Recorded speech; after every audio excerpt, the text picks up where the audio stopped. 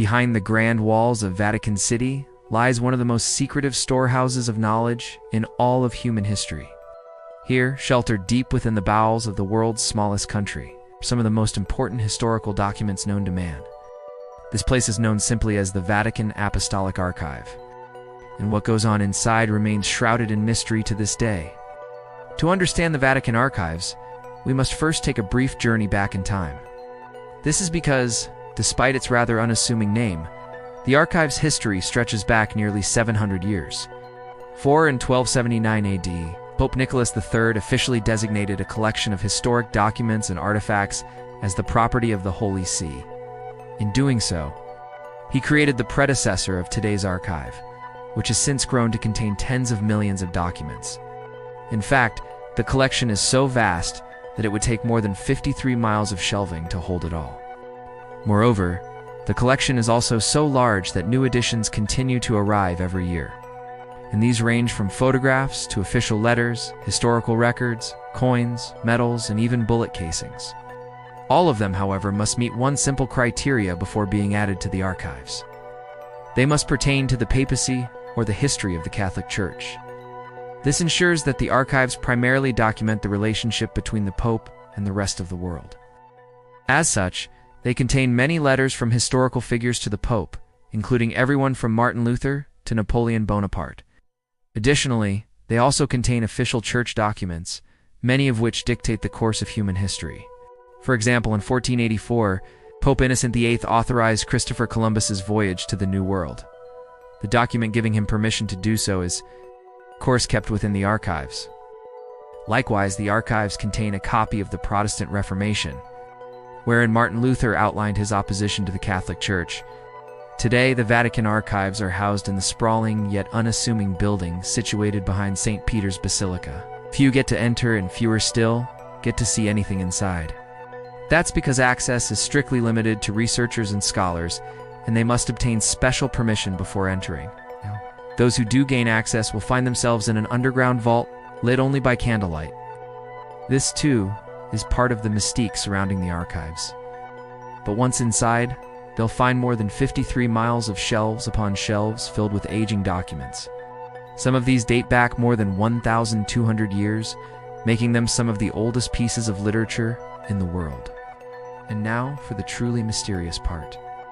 For some believe the archives don't just contain boring historical documents, but rather some of the greatest secrets of the human race. In fact, conspiracy theorists claim the Vatican archives contain so much shocking information that the Catholic Church actively works to hide it from public view. So what exactly is it they're hiding?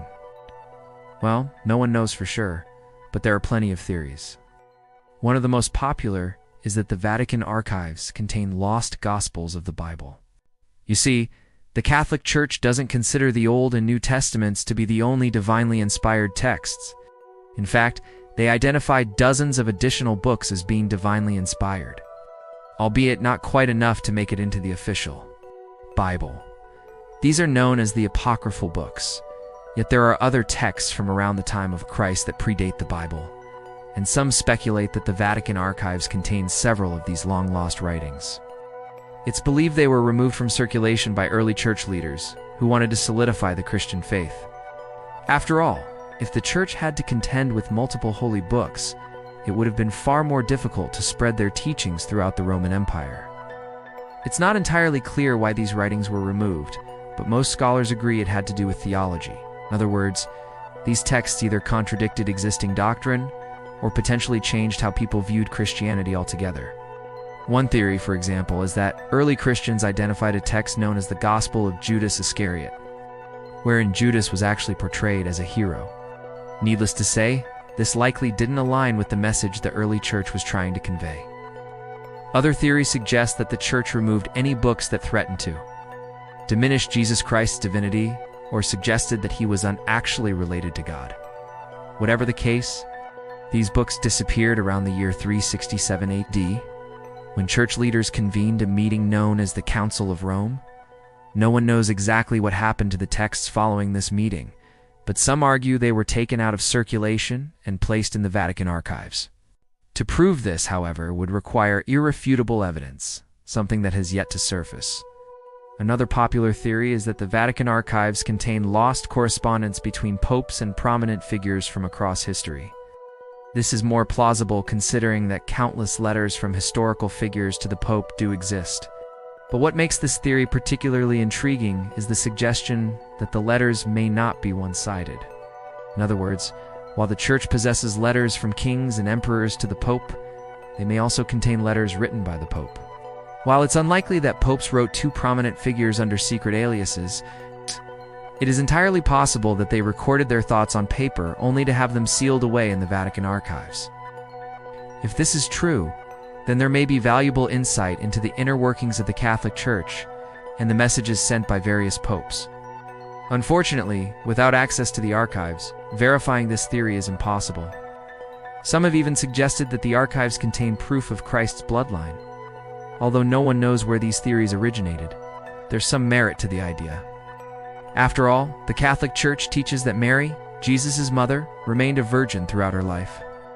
This means that if she was indeed pregnant at the time of Jesus' death, his biological father could only have been God himself. Therefore, anyone descended from Mary would technically be related to Jesus Christ. Of course, the Church does not believe that being related to Jesus gives anyone special powers or abilities, but some outsiders have speculated that the Church might keep records of who is and is unrelated to Jesus Christ. The reason for this is unclear, but it could have something to do with succession or maintaining control over the Church. After all, if a direct descendant of Jesus came forward, it's likely that they would garner a great deal of support from church members. Of course, these are all just theories. And like everything else in the Vatican archives, none of them can be proven until someone gets access to the collection. Speaking of which, a lesser-known theory is that the Vatican archives contain a mysterious device known as the chronovisor. Allegedly, this is a futuristic-looking orb that allows one to peer into the past and witness historical events as they unfolded. While it sounds like a scene straight out of science fiction, the idea of a time-viewing device has been around for centuries. In fact, there are numerous reports of mystics and monks claiming to possess time-viewing abilities. Some believe the Catholic Church took this concept and ran with it, creating a tangible device capable of showing users what happened in the past. Supposedly, the device works by allowing users to rotate a dial, each marked with a different year. Once the dial is set to a particular year, users are able to view images and sounds from that year.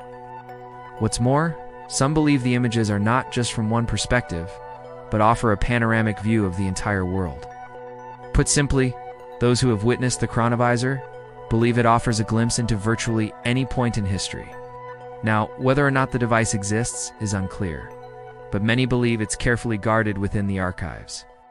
Others believe the archives contain proof of extraterrestrial contact. Specifically, some believe the Church has been in contact with aliens for centuries, and the archives contain evidence of these meetings. Some theories go as far as to suggest that the Vatican archives contain instructions on how to reach distant worlds.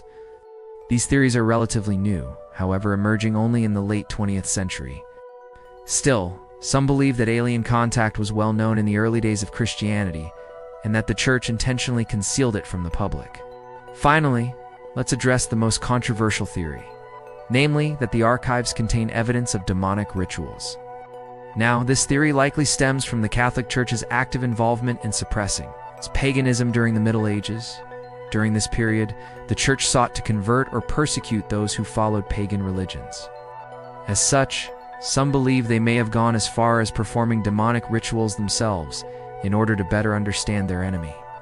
Of course, this theory lacks any real evidence, and most people dismiss it outright. However, others argue that the Church would not hesitate to do whatever it takes to protect its interests, even if it means dabbling in the occult. The truth is, we'll never know what's really inside the Vatican archives, and that's exactly how the Church likes it.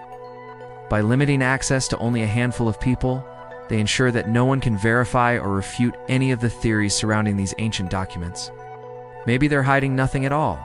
Maybe they fear the world simply isn't ready to handle the truth.